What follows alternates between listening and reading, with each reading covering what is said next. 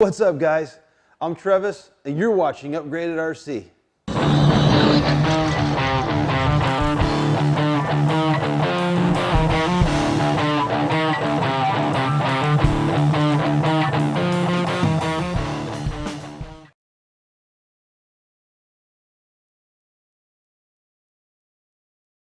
Welcome back, everyone. I hope you are all doing good. I am doing great. It's a beautiful day outside. We got lots of sunshine and plenty of warm weather. I cannot wait to get this bomber out there and bash the hell out of it. Now, if you guys remembered, my last video was the unboxing of this bomber here. I had quite a few issues with some of the, let's call it cheap parts that Axial installed on this kit. Number one, and the worst one, is probably the steering linkage. They've got this plastic, or this, I guess it's called specialized nylon front drag link and tie rod. It's terrible, guys. When you go to turn your tires, you don't actually turn. Look at this. Look how much that flexes out. I'll show you a little bit better here when we get going, but there's just so much flex here. I mean, if you get up against a rock and you need to actually try to turn and climb up the rock with your tire, I noticed when I was trying to turn, I wasn't turning. It's just pushing this piece out. And I mean, it'll bow out a good ½ inch. It's pretty ridiculous. So that really has to go. We're going to take care of that one problem today with some Vanquish Incision stainless steel links. Now, I was just after the steering link, but I ended up finding this whole kit, and it's a super good idea to install all these links of stainless steel. I'm going to explain that and tell you why coming up. Now, you'll also notice that I've got some new tires on here, guys. Now, that's one of the other things I was complaining about was not the tire. I believe the Falcon MTs are really good tires, but the foam inside was so soft. I couldn't seem to get any traction when I was climbing up things. The tire would just fold over itself because the foam was so soft, and that resulted in terrible traction. And if you're doing any side hilling at all, when you were on the side, your tires would compress because of the weak foam, and then you just roll over. So that was a terrible issue. Now, I will be using the Falcon MTs again as soon as I can find some 2.2 foam. I just had these tires laying around, believe it or not. These aren't even 2.2s, guys. These are 1.9 Interco Super Swampers. So, and I checked the size of them next to the Falcons. They're almost exactly the same size. You can barely even tell. But when I do get some 2.2 foam, I'll go ahead and install it in the Falcon MTs, and we'll take it out and run it for a little while and see how well that does. These have the, it's the Crawler Innovations dual stage firm foam in both of these. I think it works really, really well. And I've got them mounted up on some G-made aluminum 3-piece bead locks right now. So if we take care of our steering linkage and some of the other links with these stainless steel links here from Vanquish and the tire foam that's in these tires along with the aluminum bead locks, I feel is going to be a great upgrade for our first upgrade. And that's what this is. There is going to be a lot of upgrades on this, guys. I'm going to be doing a lot of rock racing, so I'm going to set this up for extreme results. I want to win. So keep in tuned. Stay tuned, I should say. Stay tuned to what I got going on here. I'll release a video probably once a week on new upgrades to this or something else. I've got lots of stuff I'm still doing to the Gladiator and also the eRevo. But let's get going on this, guys. Let's tear this kit open here and see what we got.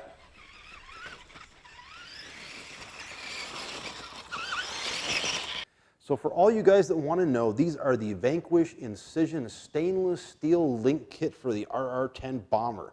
The part number is IRC00060. There you go. Let's go ahead and open them up.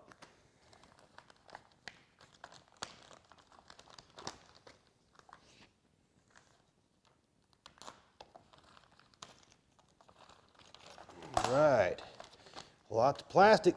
I like how they've got everything separated so that you know that these two are the same, and this here go with your steering, and then these two links are the same, and these two links are the same. Now I'm going to tell you where all of them go. We're going to go ahead and put all of our rod ends on here that we've got, and I'm not sure why. These are probably the screws for the knuckles there, I guess. Anyway, let's go ahead and get all these out of their plastic wrap, and then we'll put our rod ends on, and then we'll go ahead and install them. All right, guys, so I just wanted to go ahead and label this so that you would all know exactly where everything goes. So go ahead and stop the video, take a picture, or make a mental note of this, or whatever you need to do. But these longer ones here with the single bend in the center, these are your rear upper. These shorter ones with the single bend in the middle are your front uppers. And then your front lowers are going to be the S-curved ones. Now your front tie rod is this longer one right here, of course, and then your drag link, which connects to your servo, is right here. You've also got your whole bag of the rod ends here, which we're going to go ahead and put together first.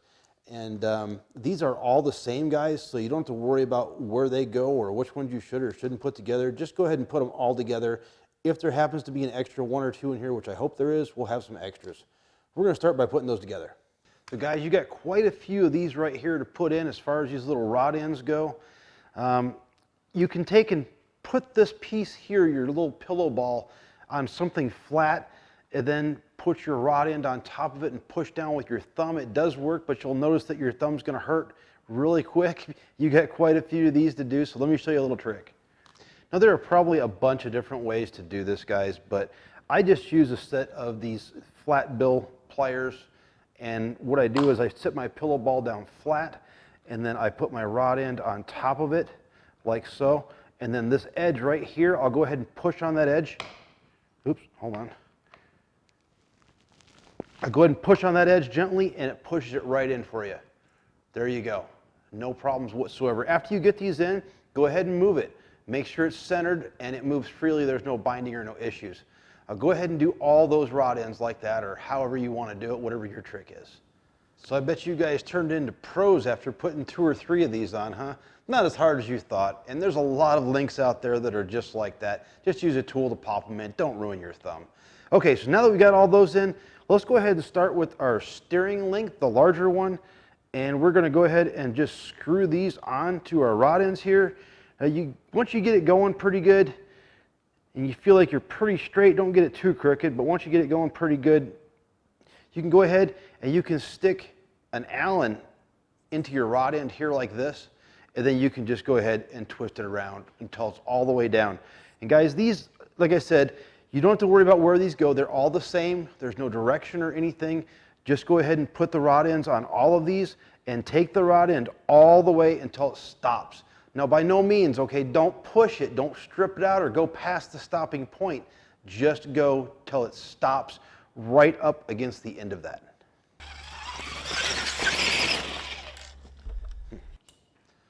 All right, so I've got a set of my shock pliers here. These are what you use to put your rod in to disassemble your shocks. There's no teeth on here, so it can't really hurt anything. So I'm just going to go ahead and use these, and I'm going to hold my link with that. And then I've got my Allen in here, and I'm just going to go ahead and spin these around. And we're going to go all the way around, like I said, until it's up against there. So go ahead and do that to all of them. So here's what it looks like after we get all of our rod ends onto the links. Now, guys, you'll notice here that I've got all these grouped the way they're supposed to go. This doesn't matter for your steering tie rod, and your steering drag link can go either direction. Look right here, it's very deceiving. You can see it in this one, but this one you can't. These go the same direction. If you turn these around like this, look at this. There is a difference on where the bend is. So make sure that you get all these the correct direction. And by the way, just so you guys know, the longer end on both of these here goes to the axle. Short side to the chassis, long side to the axle. So just so you guys know that. As far as your lower front ones here go, this doesn't matter at all. You can switch these around back and forth. I get the same result either way. So that doesn't, these don't matter. These long side of the axle, short to the chassis, same here, don't matter, don't matter. All right, let's go ahead and prep this and get it ready to go in. So guys, they did not give me the extra rod end that I was hoping they would, but that's okay, because lots of other manufacturers make these in all kinds of sizes and shapes and colors.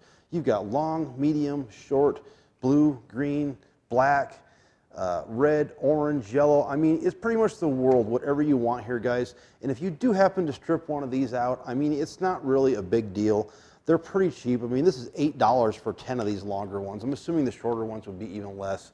So that's not really a big deal. Don't worry about your rod ends. All right, so what you're going to do here, guys, it's super simple. right here, this little hole right here that looks like a teardrop, this one is a 1.5 Allen, and you'll go ahead and screw out a very long screw here. And then in the front, right here below your shock mount, there is another Allen. This one is a number 2. You're going to go ahead and remove that. That will release this control arm here.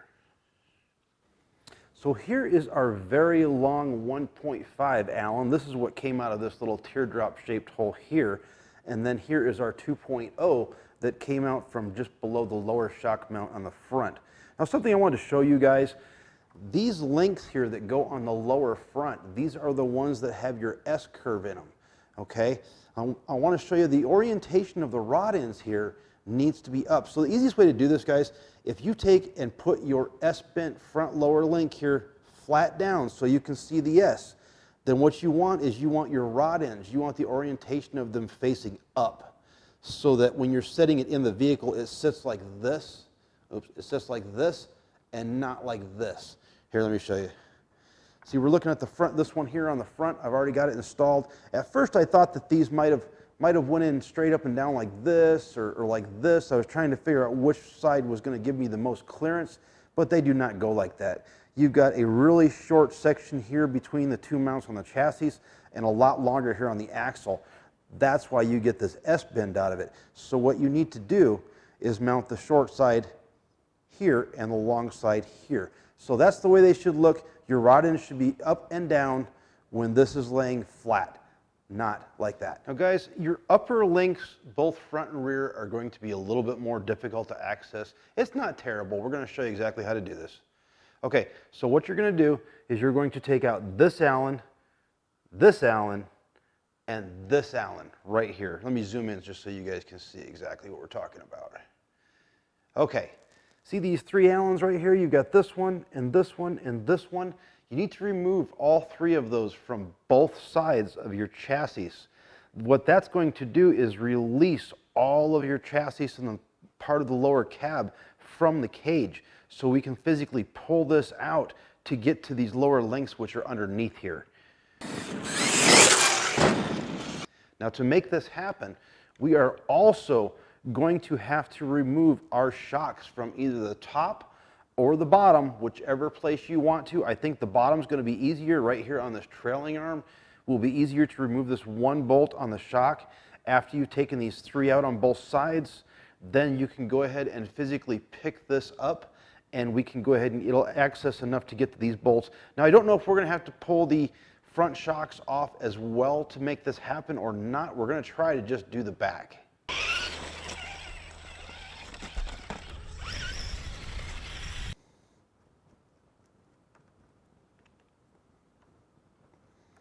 Your lower links here for your shocks have got a little tiny nut on them. Don't lose that nut.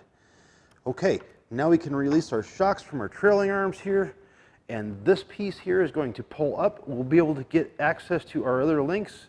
Let's see here. There you go. See the whole cab's coming out? Now we can get access to our link. Now you can see that Allen right there that was hidden. And then the other one is obviously easy to get to back here.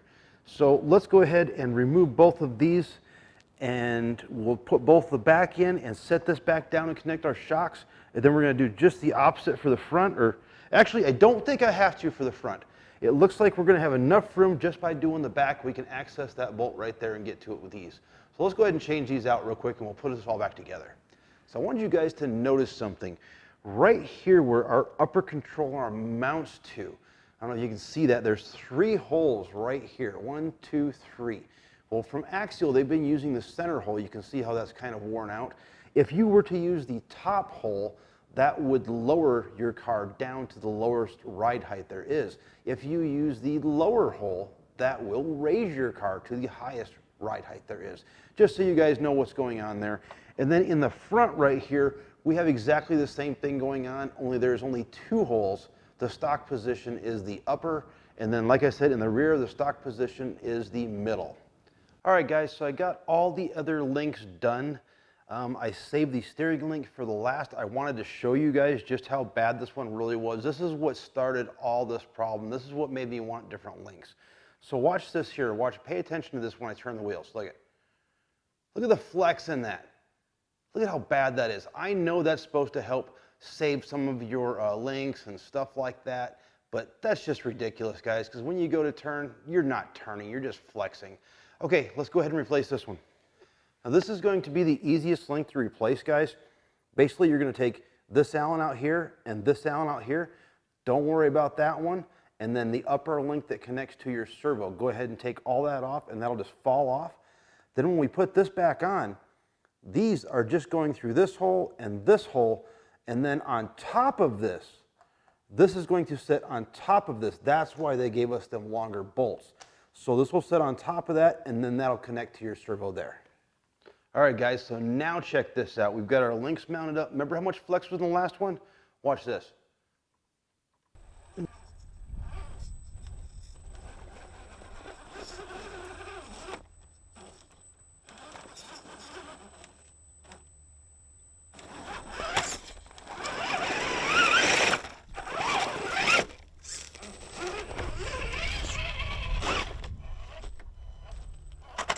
That is just so tight. So that is definitely going to make our steering a lot better. All right, guys, that wasn't a bad install at all. I mean, we had to take out an extra 6 Allens and 2 of our shock mounts to be able to go ahead and access all of the upper links, the bolts for them, but it was no big deal. And just so you guys know, if you didn't already know this, if you're new to this model here, those 6 Allens that we took off, as well as whichever mounts you want to take off for your shocks, that's what you need to remove, and this whole body and cover and everything comes right off so you can access all of your electronics real easy. You can get to your motor, your ESC, your receiver, all your lights, everything's inside there. It is super easy peasy. Just remember those 6 Allens and whatever bolts you want to for your shocks. And you guys will notice when I was putting my shock back on, there's 2 mounts right here. I went ahead and moved it from the front stock mount position to the rear mount. That way it gives us a little bit more of an angle, and it actually lowers the rear end down just a little bit. I don't know if you guys can see that, but it lowered it just a hair, and then our shock is on a much better angle to go ahead and attack all of the obstacles that it has to attack. It's going to be able to work a little bit better. Now, this kit did not come with the lower links in the rear. These are called trailing arms. I have those coming from Vanquish, so we'll be installing those soon, as well as a sway bar. I'm going to have to take this out and test it to see how much better it was, but I can't imagine it not just being amazing compared to the plastic. We're going to be able to steer really good, and we're going to be able to drag on the rocks a little bit longer, because these links are not going to wear out anywhere as fast as the plastic. They may not even wear out, I'm not sure. But I think this was good all the way around, guys. Now, one thing by doing this that you guys should know, by making all these links solid so that there's no play in any of the plastic, what we have done is we've transferred all that play, or all that energy has to go somewhere. So it has all transferred to right here on the servo. That's what's going to end up taking all that up. Now, I think this servo is going to be pretty good. I may end up going with a Reefs Raw 500 like I'm getting ready to put in the Gladiator. You know, I'm not really sure yet, but it's going to be taking a lot of stress and a lot of energy from everything that we just did. Where all of the plastic would absorb the energy, now we're transferring it. But that's okay. This is going to be a lot stronger. It's going to perform a lot better. And if we need to change out our servo, that's what we need to do. Remember, this is going to be a rock racer, and we're going to race the hell out of it. So I want this to be as tough as possible, and I am all about performance, guys. The colors, all the scale crap, I don't care about any of that stuff. The interior is here for me, in my mind, to keep the mud and everything out. I'm all about performance. So I'm going to go test this out, and we're going to see just how much better the turning is on it, and then I'll come back and we'll let you guys know what's up.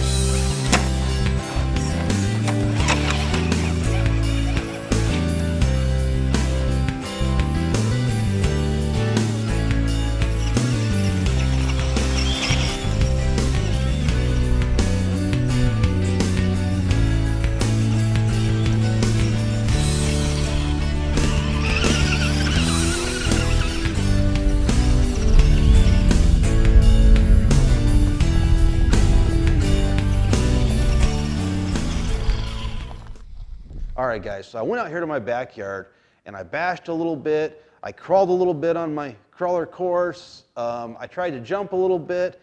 You can't really jump with this. I mean, stock out of the box, it's got a blistering speed of 8 miles an hour. You can't really do too much with that. So in the future, I will definitely be putting a bigger motor in there to get more wheel speed out of it.